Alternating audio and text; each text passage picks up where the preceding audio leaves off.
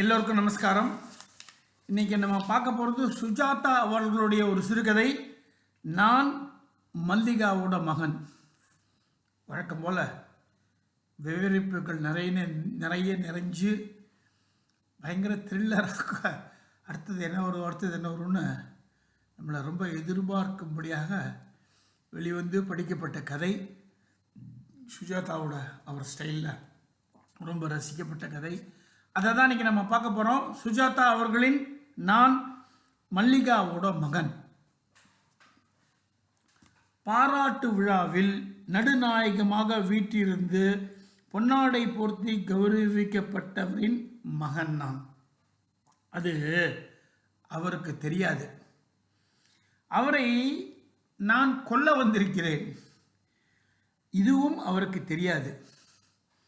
காமராஜ் அரங்கில் 1000 பேர் கூட்ட மேடையில் உயர நாற்காலியில் இட்டு எழுந்து தலையில் மிஞ்சியிருக்கும் முடிகளில் சிக்கிய ரோஜா இதழ்களை விலக்கியவரை பாமர வரிசையில் இருந்து மெல்ல அணுகினேன்.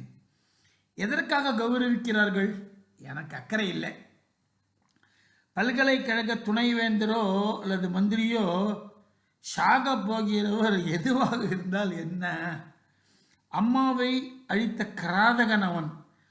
அணுவாக மெல்ல மெல்ல இல்லை, அவனை விரைவில் கொள்ள வேண்டும், அவ்வளவுதான். அதற்காகத்தான் இந்த நீச்ச நகரத்திற்கு வந்திருக்கிறேன்.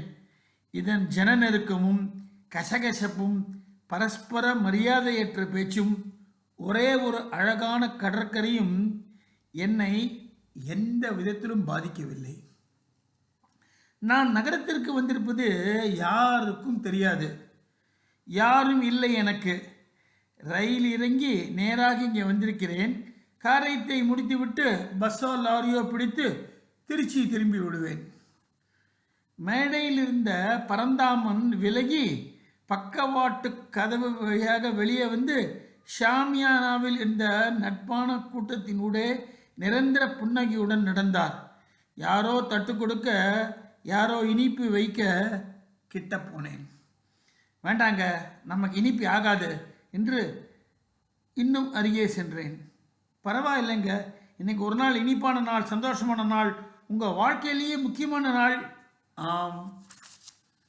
அப்பொழுதுதான் என்னை கவனித்தார். யாருப்பா, உன்னை எங்கேயோ பார்த்துருக்கேனே. ஐயா, நான் உங்களை சந்திக்கணும். என் பேர் செல்வம். அருகில் வந்து நின்று அவருக்கு மட்டும் கேட்கும்படியாக நான் உங்கள் மகன் என்றேன். முதலில் அந்த வாக்கியத்தின் முக்கியத்துவம் அவருக்கு உரைக்கவில்லை. அப்படியா என்று சிரித்துவிட்டு, இளைஞர்கள் எல்லோருமே என்னை தந்தையாகத்தான் கூப்பிடுவார்கள் என்றார். நான் மல்லிகாவோட மகன் என்றேன், ஏறக்குறைய ரகசியமாக. அவர் சிரிப்பு சட்டென்று நின்றது. மல்லிகா வந்திருக்காளா? இறந்துட்டாங்க. பேர் என்ன சொன்ன? செல்வம். ஞாபகம் வருது. என்னை வீட்டில் தனியாக சந்திக்க முடியுமா? எனக்கு தெரியாது. கிரீம்ஸ் ரோடில் அதுவும் தெரியாது. நான் ஊருக்கு புதுசு, உங்களை பார்க்கத்தான் வந்திருக்கேன். அவர் என்னை ஏற இறங்க பார்த்தார். தன் அடையாளம் தேவைப்பட்டு தேடுவது போல நிறையவே அவருடைய பதிவுகள் என்னிடம் இருப்பதை உணர்ந்தேன். கத்திரித்தார் போல காது மடல், மிளகாய் மூக்கு, காம்பஸ் வைத்து வரைந்த வட்ட முகம், கருப்பு. வயசானால் இப்படியே தான் இருப்பேன். வயசானால்தான். ஒன்று செய்ய, சாப்பிடு முதல்ல. நானும் சாப்பிட்ட முடிச்சுக்கிட்டு வரேன். காத்திருந்தா வீட்டில் போய் சாவகாசமாக பேசாம். வீட்டில் யாரும் இல்லை என்றார். முகத்தில் புது கவலை கோடுகள் தெரிந்தன. சரி. பிளாஸ்டிக் தட்டில் சகல தின்பண்டங்களையும் வைத்து காகித கைக்குட்டை கொடுத்து, இங்கேயே உட்கார்ந்து சாப்பிட, அப்படியே போய் தனியாக இரு. சரி என்று ஓரத்தில் ஒதுங்கிக் கொண்டேன். எனக்கும் இந்த தனிமை தேவை. இதுவரை யாரும் என்னை கூர்ந்து கவனிக்கவில்லை. கூட்டத்தில் அடையாளம் இழந்தவன் காரியத்தை முடித்துவிட்டு காற்றில் கரைந்து விடலாம். காலை செங்கல்பட்டில் ஒரு இட்லியும் வடையும் தின்றது. கோர பசி. கொண்டு வந்த வஸ்துக்களை ருச்சி பாராமல் முடித்துவிட்டு மீண்டும் ஒரு முறை தட்டை நிரப்பிக் கொண்டு வந்து உட்கார்ந்தேன். வயிறார சாப்பிட்டு விட்டு கொலை செய்யலாமே. இந்த தினம் வந்துவிட்டது. அம்மா போனதிலிருந்து வைராகியமாக காத்திருந்த தினம் இப்படி வரும் என்று எதிர்பார்க்கவில்லை. பொதுக்கூட்டத்தில், பெரிய அரங்கில், மக்கள் முன்னிலையில், என் தந்தையின் சிலாக்கிய தினத்தில், புகழின் உச்சத்தில் இப்பொழுது கூட சில தாமதர்கள் உரை பிரித்து பொன்னாடை பூர்த்தி கொண்டிருக்கிறார்கள். தலைவரை சாப்பிட விடுங்கப்பா. ஆரவாரமும் விழாக்களமும் எனக்கு ஒரு நல்ல போர்வையாக இருக்க விருந்தின் விளிம்பில் உட்கார்ந்து பார்த்து கொண்டிருந்தேன். அடிக்கடி பரந்தாமனின் பார்வை என் பக்கம் திருட்டுத்தனமாக திரும்புவதை ரசித்தேன். செய்ய போவதை சொல்லாதவரை பத்திரம்தான். எப்படி கொல்லப் போகிறேன்? பின்னர் யோசிக்கலாம். முதல்ல அவரை தனியாக பிடிக்க வேண்டும். ஒல்லியாத்தான் இருக்கிறார். அதிகம் எதிர்ப்பு இருக்காது. ஆயுதம் கொண்டு வரவில்லை. கிடைக்கும், பார்த்துக்கலாம். கூட்டம் மெல்ல கரைய மண்டை மேல் சிவப்பு விளக்கு அம்பாசடர் கார் முன்னே செல்ல இவர் தாழ்ந்த கப்பல் காரில் ஏறி கொண்டபோது தயங்கி கண்களை முற்றிலும் என்னை தேட நான் கையை துடைத்து கொண்டு அருகில் சென்றேன்.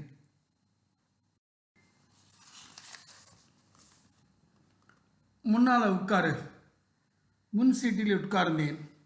மௌனமாக வந்தார். நானும் பேசவில்லை. டிரைவர் இருக்கும்போது வேண்டாம் என்று எண்ணியிருக்கலாம். கருப்பு கண்ணாடிக்குள் ஏசி சுகத்தில் மெல்லிதான பக்தி சங்கீதத்துடன் கார் சாலையின் மேடு பள்ளங்களை மழுப்பிச் சென்றது. ஹார்ன் குரல் அறிந்து கேட் தயாராக திறக்க உள்ளே செல்ல வாசலில் தோட்டக்காரனுடன் ஒட்டிய விஸ்தாரமான வீட்டு போர்ட்டிகோவில் வந்து நிற்க வேலைக்காரன் கதவை திறக்க அவர் வேகமாக படியேறி நடக்கும் முன் வா என்று என்னை ஒரு வார்த்தையால் பணித்தார். செல்வராஜ், சாப்பிட்டாச்சா? ஃபேக்ஸ் எதனாச்சும் டெல்லியிலேருந்து வந்துதா? இல்லை ஐயா. மாணிக்கம் சாப்பிட்டானா கேளு. நீங்கள் போய் சாப்பிட்ருங்க, தேவைப்பட்டா கூப்பிட்றேன். சரி ஐயா. வேலைக்காரன் அவரை மரியாதையுடன் பார்த்து கொண்டிருந்தவன் என்னை கவனிக்கவில்லை. கொஞ்ச நேரம் யாரையும் மாடி கலப்பாத. இப்பொழுது தனியாக இருந்தோம். உயரமான ஹாலை வியந்து சுற்றுமுற்றும் பார்த்தேன். என்ன பார்க்குற? இது அரசாங்க வீடு. என் வீடு திருவான்மையூரில் இருக்கு. நீ வருவேன்னு தெரியும். மல்லிகாவை எப்போவாவது சாப்பிட்ருக்கியான்னு கேட்டிருக்கீங்களா? மாடிப்படியில் மடக்கி ஏறி மெத்தையில் இருந்த பெரிய அறையில் இருவரும், அவர் பதிந்தும் நான் விளிம்பிலும் உட்கார்ந்தோம். மல்லி எப்படி இறந்து போனா? உங்கள் பேரை சொல்லிட்டு. இல்லைப்பா. எப்படி? என்ன வியாதி? பசி, ஏழ்மை, கடைசியில் சிஃபிலிஸ். எனக்கு தகவலே கொடுக்கலையே என்றால் அதிர்ந்து. கொடுக்க விரும்பவில்லை. என்ன வேணும் உனக்கு? எதுவும் வேண்டாம். உன்னை வெளிச்சத்தில் பார்க்கணும். நில்லு. என்ன மாதிரி தான் இருக்க. என் மகன் தான் நீ. நீ என்ன உயரம்? நீ உதடு மட்டும் உங்கள் அம்மா கிட்ட வா. அப்பா மாதிரி ஏமாத்தல் குணம்பாங்க அம்மா. என்ன அப்படியா? சிரிச்சு மல்லி. 8 முறை லெட்டர் போட்டேனே, எதுவும் வரல. விலாசம் மாற்றிட்டு அதை என்கிட்ட கடைசி வரைக்கும் சொல்லாமல் இருந்தா எப்படி? எழுதலாங்களாமே. பாருங்கள், பாசாங்க வேண்டாம். இந்த வேலையில் நீங்கள் எவ்வளோ தூரம் எங்கள் அம்மாவை லட்சியம் பண்ணியிருக்கீங்க, கவலைப்பட்டிருக்கேங்க, எப்படி நடத்துனீங்க, எல்லாம் எனக்கு தெரியும். எல்லாத்தையும் சொல்லிட்டாளா? எல்லாத்தையும்னா அவளை நான் கல்யாணம் பண்ணிக்காத காரணத்தை சொன்னாங்க. நடத்த சரியில்லைன்னீங்களாமே. அப்படி இல்லை, முழுக்க சொல்லலைன்னு தெரியுது. போயிட்டு போகுது. இருந்தவங்களை பற்றி எதுக்கு அவதூறு பேசணும்? இப்போ எதுக்கு என்னை சந்திக்க வந்திருக்க? உங்களை கொல்ல. அவர் சிரித்தார். அவ்வளோதானே, கொல்லு. என்னை கொல்ல எத்தனை பேர் முயற்சி பண்ணியாச்சு. அதில் நீயும் ஒருத்தன். எப்போவுமே நான் சாவுக்கு தயாராக பேக் பண்ணி வச்சுருக்கேன். டாக்குமெண்ட் எல்லாத்தையும் லாக்கரில் போட்டு உயில் எழுதி வச்சுருக்கேன். ரெடியாக இருக்கேன். இந்த வயசில் சாவுக்கு பயம் இல்லை. எனக்கு எல்லாத்தையும் பார்த்தாச்சு. கொல்லு. பரவாயில்ல, கொன்னுடு. கொல்ல மாட்டேன்னு நினைக்கிறீங்களா? நீ என் மவனாக இருந்தால் கொல்ல மாட்ட. மல்லிகாவுக்கும் மவன். பாரு, அவ என்னை பற்றி என்ன சொல்லியிருக்காளோ அதெல்லாம் இப்போ விளக்க எனக்கு சமயம் இல்லை. உனக்கு என்னதான் வேணும் சொல்லிட்டு புறப்பட்டு போயிடு. உங்கள் அம்மா லெட்டர் போட்டிருந்தா போட்டிருந்தா இந்த நேரத்தில் உன்னை என் மகனா ஏற்றுக்கிட்டு அறிக்கை விடுவேன்னு நினைக்காத. அது என் புகழ் உச்சியில் இருக்கும் இந்த வேலையில் சாத்தியமே இல்லை. எனக்கு எதுவுமே வேண்டாம். பின்ன உங்களை கொல்லணும் பறந்தாமன், அவ்வளவுதான். பைத்தியம் பிடிச்சி அலையாத. உங்கள் அம்மாவை பற்றி உண்மையெல்லாம் சொன்னால் நீ ரொம்ப மனம் புண்படுவ. எல்லாம் எனக்கு தெரியும். தெரியாது. She was a prostitute. She became a prostitute என்றேன். மண்டையில் ரத்தம் பாய்ந்து துடித்தது. அது உன்னால். என்னை பெற்ற போது அவள் அப்படி இல்லை. அப்புறம்தான் சூழ்நிலை சந்தர்ப்பங்களினால, வயிற்று பழப்புக்காக, நிராகரிப்பினால. எல்லாத்தையும் எப்படியாலும் சொல்கிற காரணம் செல்வம். பாரு, ஒன்று ஒத்துக்கிறேன். நீ பிறந்த போது அவள் என் ஒருத்தனுக்கு மட்டும்தான் ஒப்பாட்டியாக இருந்தா. ஒத்துக்கிறேன். நீ என் மகன்தான், அதையும் நான் மறுக்கலை. ஆனால் நான் செத்தப்புறம்தான் அதை ஒத்துக்கொள்ள முடியும். உங்கள் அம்மாவை நான் உண்மையாக காதலிச்சேன். அவள் ஒரு காட்டாறு போல் இருந்தா. ஒரே சமயத்தில் 100 ஆசை வச்சுக்கிட்டு இருந்தா. என்னால் கட்டுப்படுத்தவே முடியல. என்னையே வெள்ளம் அடிச்சுக்கிட்டு போயிடும் போல இருந்தது. அதனால் கரையேறி ஒதுங்கிக்கிட்டேன். காதலிச்சது சத்தியம்தான். இப்போவும் என் வாழ்வில் இன்பமாக கடந்த நாட்கள்னா அது அவள் கூட இருந்த அந்த 3 வருஷம்தான். அதை நான் மறக்கவே இல்லை. நீ பிறந்ததை பற்றியும் எழுதினான். உனக்கு செல்வம்னு பேர் வச்சதை பற்றியும் எழுதினான். ஏன் நீங்கள் கல்யாணம் செஞ்சுக்கல? நான் தயாராக தான் இருந்தேன். அவள் தான் வேண்டாம்ட்டா. பொய். பாரு செல்வம், உன் தாய் உன்கிட்ட எல்லாத்தையும் சொல்லலை. தேவைப்பட்ட அளவுக்கு மட்டும் நிஜம் சொல்லியிருக்கா. பல விஷயம் உனக்கு தெரியாது. திருநெல்வேலி மாநாட்டுக்கு போயிருந்த போது சொல்லாமல் கொள்ளாமல் காணாமல் போனதை பற்றி சொல்லியிருக்கா. தாலி கட்டாத மனைவியாக வீட்டுக்குள்ளே அடைஞ்சிருந்து சாயங்காலம் வரை தூங்கி அதுக்கப்புறம் எழுந்து அலங்காரம் பண்ணிக்கிட்டு தலையில் துண்டு போட்டுக்கிட்டு திட்டி வாசல் வழியாக வரவருக்கு காத்திருக்கிற வாழ்க்கை அழுத்து போய்விட்டதால் புறப்பட்டு வந்துட்டான்னு சொல்லியிருக்கா. வஜ்ரவேலுன்னு ஒருத்தன் கூட வாழ்ந்ததை சொன்னாளா? வஜ்ரவேலு தான் என்னை படிக்க வச்சாரு, கடைசி வரைக்கும் சப்போர்ட் பண்ணினார். அவரை உங்களுக்கு தெரியாது, பேசாதீங்க. என்கிட்ட வந்திருக்கலாமே. ஏன்? அது அவளுக்கு இஷ்டம் இல்லை.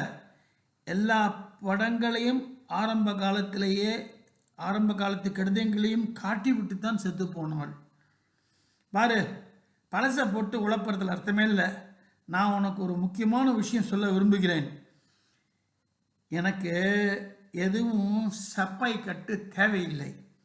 இரு, அவசரப்படாத. அலமாரி பக்கம் சென்று சாவி குத்தை எடுத்தார். நான் அரையோரத்தில் ஒரு கார்பெட் சுற்றி இருந்ததை பார்த்தேன். புதுசாக வாங்கி போட்டிருந்தார்கள். ஹால் முழுக்கவும் பரவக்கூடிய கம்பளம். அதனை சுற்றி இருந்த கயிறு வலுவாக இருந்தது. அதன் சுருக்கை ஒரே இழுப்பில் விடுவித்ததை அவர் கவனிக்காமல் அலமாரியில் தேடிக்கொண்டிருந்தார். கிராமத்து பெண்ணை கல்யாணம் செஞ்சுக்கிறேன்னு சத்தியம் பண்ணிக்கிட்டு கூட்டி வந்து நீங்கள் அவளை பயன்படுத்திக்கிட்டதுனால தான் அவள் வாழ்க்கையே திசை மாற போச்சுன்னு அதை பற்றி விவரமாக சொன்னான். கல்யாணம் செஞ்சுட்டு இருக்கணும். நான் ஒரு முட்டாள். திரும்பினார். என்னது? எதுக்கு? என்னடா கயிறு இது? செல்வம், யூ ஆர் நாட் சீரியஸ். பெத்த அப்பனையே கொல்லுவியா? என் தாயை நீ 20 வருஷத்துக்கு முந்தி கைவிட்ட பாரு. அப்போவே அவள் செத்து போயிட்டா. அப்போவே இந்த கணம் தீர்மானிக்கப்பட்டு விட்டது. செல்வம், நான் சொல்கிறத கேளு. என்னை கொல்றதால மேலே பேச்சு இல்லாமல் கழுத்தில் கயிறு இறுகியது. அந்த சம்பவத்துக்கு நான் காரணமே இல்லை போல ஒரு பிரார்த்தனையை நிறைவேற்றும் பக்தனாக, கருவியாக, நேர்த்திக்கடன் போல அதை செய்தேன். கயிறு இறுக அவரது உடல் அசைவுகள் மெல்ல மெல்ல வடிந்து போவதை விருப்பு வெறுப்பில்லாமல் பார்த்தேன், நின்றதும் நிமிர்ந்தேன். என் மூச்சு படபடத்தது, தாகமாக இருந்தது. நீர் செலுத்தி குடித்தேன். காலி அறை, ஹால். அதுவரை என்னை எவரும் கவனிக்கவில்லை. ஏதோ ஒரு பஸ் பிடித்து எங்கேயோ இறங்கி எதையோ விசாரித்து திருச்சியில் எப்பொழுது வந்து இறங்கினேன் என்பதெல்லாம் நினைவில் ஒரு மழுப்பலாக இருந்தது. அத்தனையும் கனவு. நான் சென்னை செல்லவே இல்லை, இன்னும் திருச்சியில் தான் இருக்கிறேன் என்று கூட தோன்றியது. அம்மாவின் படத்திற்கு முன் நின்றேன். அம்மா, உன் ஆத்மா சாந்திக்காக தான் இதை செய்தேன். நீ உயிரோடு இருந்தால் இதற்கு சம்மதிச்சிருக்கவே மாட்டாய், தெரியும். அப்படி பாவப்பட்ட பிரஜை நீ. வரும் துயரங்களை எல்லாம் கேள்வி கேட்காமல் ஏற்றுக்கொண்டு முதலில் துரோகம், பிறகு அவமானம், நோய், மெல்ல மெல்ல சாவு, அத்தனைக்கும் பரிகாரம் ஒரு கயிற்று இறுக்கத்தில் முடித்து விட்டேன். அம்மா, நீ இனிமேல் தூங்கலாம், நானும் தூங்கலாம். படுக்கையில் விழுந்தவன் கனவில்லாமல் தூங்கிவிட்டேன். இரவா மாலையா அதிகாலையா என்று தெரியாத வேளையில் பல முறை நெடுநேரம் கதவு தட்டப்பட்டு என் உறக்க மண்டலத்து புகை மண்டலத்தின் ஊடே கேட்டது. மெல்ல எழுந்து கதவை திறந்தேன். நீங்கள் தானே மிஸ்டர் செல்வம்? வந்திருந்த இளைஞன் கையில் ஒரு இங்கிலாந்து கடிதத்தோடு கேட்டான். மல்லிகாங்கிறவங்க மகன் நீங்கள் தானே? ஆமாம். நீங்கள்? நான் வக்கீல். என் பேர் சோமநாதன். என் சீனியர் ரமேஷ் சந்திரங்கிறவர் தான் மிஸ்டர் பரந்தாமனுடைய எஸ்டேட் விவகாரங்கள்லாம் கவனிச்சிட்ருக்காரு. அவர் தான் உங்களை ட்ரேஸ் பண்ண சொல்லி லெட்டர் கொடுத்து அனுப்பிச்சிருக்காரு. எதுக்கு? பரந்தாமன் தன் அத்தனை சொத்துக்களையும் உங்கள் பேரில் எழுதி வச்சிருக்கிறார். நான் மல்லிகாவோட மகன். என்ன ஒரு விறுவிறுப்பான ஒரு சுவாரஸ்யமான கதை. அந்த இன்டென்ஷன், அந்த இன்டென்சிட்டி, அது வருது. அடுத்து என்ன நடக்க போகுது நம்மளை யோசிக்க வைக்கிறச்சு. அவனுக்கு தனியாக அவனை பாடுற நினச்சி எப்படி போகிறானுங்கிறதுக்குள்ளே அவர் தனியாக அவங்ககிட்ட மாட்டிக்கிற மாதிரி சுச்சுவேஷன். டக்குன்னு ஒரு கயிறு எடுத்து கொண்டுட்டு வந்து பார்த்தா சொத்தை எழுதி வச்சுருக்கார். ரொம்ப ஒரு அழகாக விறுவிறுப்பாக படிக்க சுவாரஸ்யமாக ஒரு கதையை கொடுத்துருக்கார். நிறைய கதையை சுஜாதா மாதிரி கொடுத்துருக்கார். அதை ஒட்டி தான் அவருக்கு ஒரு பெரிய வாசகர் வட்டமே இருந்ததுன்னு சொல்லணும். நானும் அது பெரிய ரசிகனாக இருந்திருக்கேன். அந்த புதுசுலலாம் ரொம்ப த்ரில்லிங்கான கதை. ஐயோ என்ன என்ன என்னன்னு எல்லாரும் வாங்கி ரொம்ப ஆர்வமாக படித்தப்பட்ட பல கதைகளில் இது ஒன்று. அதை தான் இன்றைக்கி படித்தேன். வழக்கம் போல் நீங்களும் இது நிச்சயமாக ரசித்து அனுபவிப்பீர்கள் நம்புகிறேன். நன்றி, வணக்கம்.